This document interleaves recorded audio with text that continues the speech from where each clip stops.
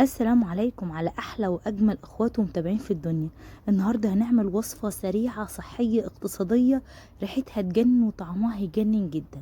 هنعمل شرائح الفراخ المخليه، هنشويها من غير فرن بطريقه ممتازه سهله جدا سريعه، طعمها هيجنن وكمان شكلها هيجنن جدا في التقديم. هتنسي بقى البانيه، هتنسي المقلي، وكمان هتنسي المشوي في الفرن، هتنسي اي فراخ جربتيها بعد الفراخ دي. طريقتها سهلة جدا وكمان طعمها مميز، شكلها حلو جدا في التقديم. هنشويها من غير فرن بطريقة سهلة ومبسطة جدا، طعمها حلو جدا، شكلها قمر زي ما انتوا شايفين. يلا بينا نسمي الله ونصلي على حضرة النبي ونبدأ الوصفة بتاعتنا القمر. أول حاجة كده حبايبي عندي شرائح فراخ مقطعاها بالشكل ده، يعني صدر فرخة مقطعاه شرايح رفيعة بس تكون سميكة شوية مش زي البانيه، تكون سميكة شوية عشان تستحمل معايا. لو عندك شرايح بانيه هتكون برضو حلوة وسهلة وسريعة بالشكل القمر، ولا أتخن من كده ولا أرفع من كده علشان ما تمطش معاك وتكون صعبة في المضغ للأطفال أو للكبار. وكمان كام تكة حلوة كده هنقولها مع بعض، إن الفراخ علشان تخليها تستوي معاك بطريقة سهلة وسريعة وكمان تبقى تتقطم كده بكل سهولة، انك تبيتيها ليلة قبلها في التلاجة. يلا بينا نعمل التتبيلة بتاعتنا. اول حاجة كده حبايبي معايا بصلاية متوسطة، هحطها كده في الكبة وينفع كمان تبشريها. هفرمها ناعم جدا عشان هقولك دلوقتي ان احنا عايزين بس المية بتاعتها، مش هنستخدم التفل فيها النهاردة، هناخد بس مية البصل بس. بعد ما فرمتها ناعم بالشكل ده ينفع كمان تبشريها بالمبشره وبعد كده تصفيها بالمصفى. اهم حاجه احنا عاوزين ميه البصل بس، مش عايزين التفل خالص. هنا حبايبي ينفع تستخدمي المصفى زي ما انا بعمل كده والمعلقه، وكمان ينفع تعصريها جامد بايديكي، المهم ان احنا ناخد ميه البصل.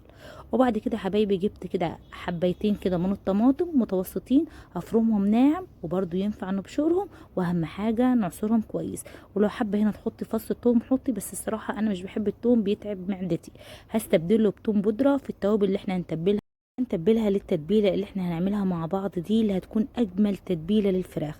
حطيت معلقه كده من الثوم البودره ومعلقه صغيره من البصل البودره عشان يعزز الطعم، ونص معلقه من الفلفل الاسود، وكمان هحط نص معلقه من الشطه، ومعلقه كده مليانه من الكزبره، ودي بتفرق جدا في طعم الفراخ المشويه سواء على البوتاجاز او في الفرن، بتخلي ريحتها مميزه جدا.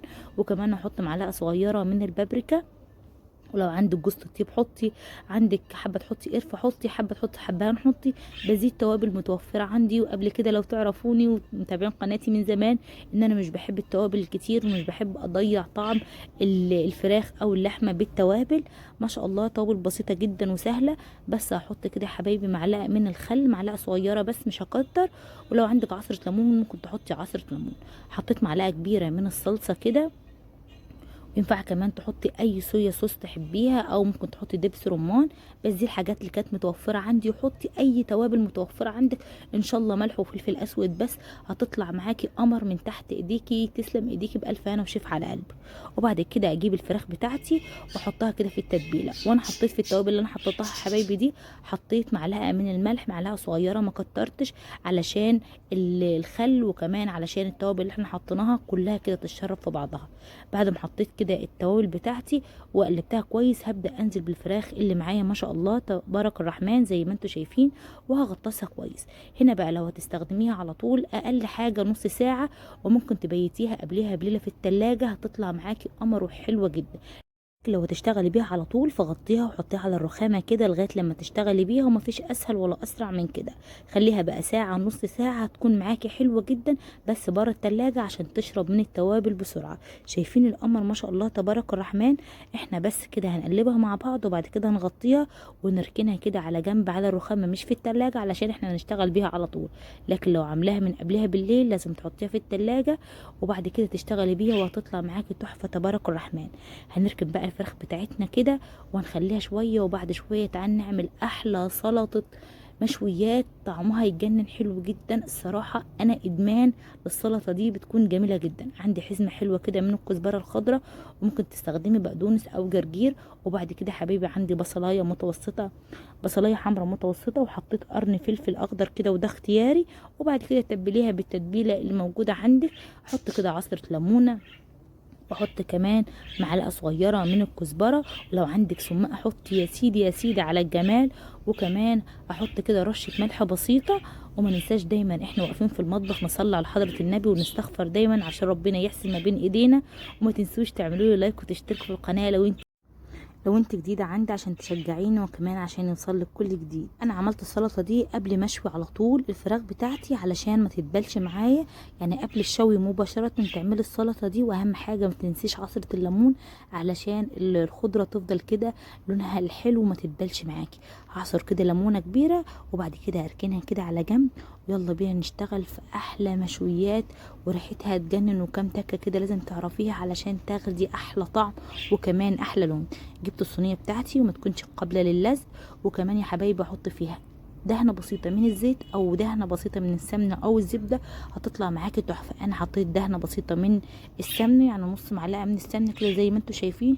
وسخنت البوتاجاز بتاعي وهحط الفراخ بتاعتي كده وهي سخنه. استنى كده 3 ثواني بالظبط واروح حاطه واحده تاني بعديها علشان بس ما افقدش الحراره بتاعت الصينيه، وعلشان ما نزلش الفراخ تنزل الميه بتاعتها. ما شاء الله شرائح الفراخ كده من احلى الوصفات واسرعهم. مش بتاخد تقريبا 5 دقايق في كل مره، يعني هتاخد دقيقه ونص من الناحيه دي ودقيقه ونص من الناحيه التانيه، وهتطلع معاكي بالشكل القمر ده. في الوقت ده اول ما الفراخ بتاعتك تشد معاكي شويه قلبيها علشان تضمني التسويه المظبوطه وتطلع معاكي الفراخ مظبوطه جدا، وفي نفس الوقت ما تطلعش ناشفه. ما تكتريش في التسويه عشان الفراخ ما تطلعش ناشفه وتبقى صعبه في المضغ، وتبقى صعبه كمان على الاطفال. كل ما الفراخ تكون تسويتها مظبوطه كل ما تكون سهله في المضغ، والاطفال كده ما يعملوهاش في بقهم زي اللبانه وتتبلع بسهوله. زي ما انتم شايفين ما شاء الله اول ما خدت لون كده قلبتها، وهفضل اقلب فيها كده لغايه لما تاخد اللسعه الجميله دي كاني كده شويها في الفرن. واحسن كمان والله طعمها فوق الممتاز، سريعه جدا. الصينيه بالظبط بتاخد على البوتاجاز 5 دقايق بتطلع حلوه جدا ما شاء الله تبارك الرحمن. وعشان اخلي الفراخ بتاعتي طريه بديها كده مسحه من التتبيله كده بالفرشه عشان الفراخ تفضل طريه لغايه ما تطلع من الصينيه ما شاء الله تبارك الرحمن.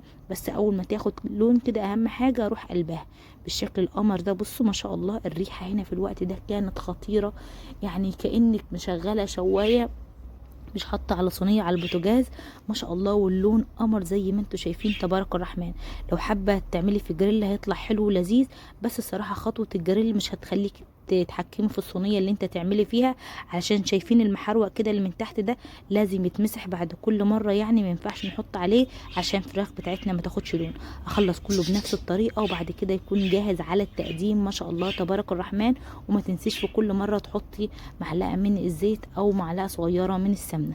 بصوا ما شاء الله حطيت بقى السلطه الخضراء بتاعتنا، وتكون الفراخ بتاعتنا القمر جاهزه كده على التقديم. ما شاء الله الريحه فوق الممتازه، وسلطه المشوي دي رهيبه جدا وريحتها خطيره جدا.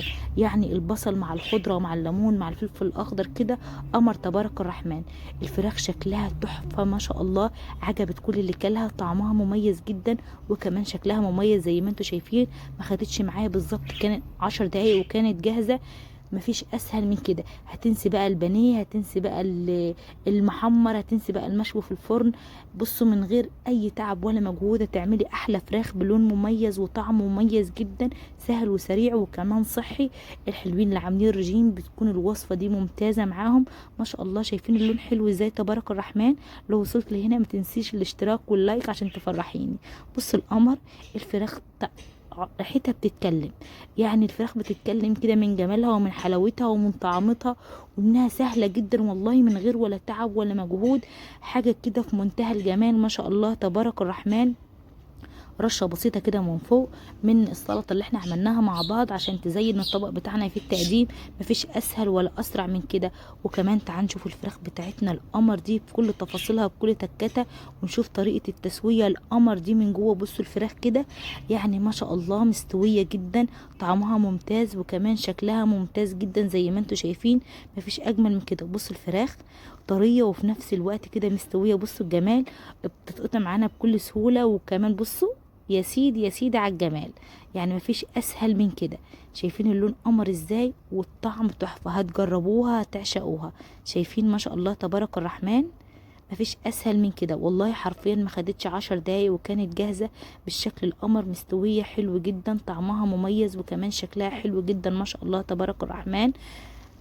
هتجربوها هتعشقوها. اهم حاجه ما تنسونيش باللايك والكومنت الحلو. كده اقدر اقول لكم في اخر الكلام صلوا على حضره النبي العدنان. يا رب الفيديو يكون عجبكم، ما تنسونيش باللايك والكومنت الحلو يا اغلى واحلى متابعين في الدنيا. شكرا جدا لتعليقاتكم اللي بتشجعني وتفرحني وتديني طاقه. ربنا يكبر بخاطركم. كده اقدر اقول لكم في اخر الكلام سلام.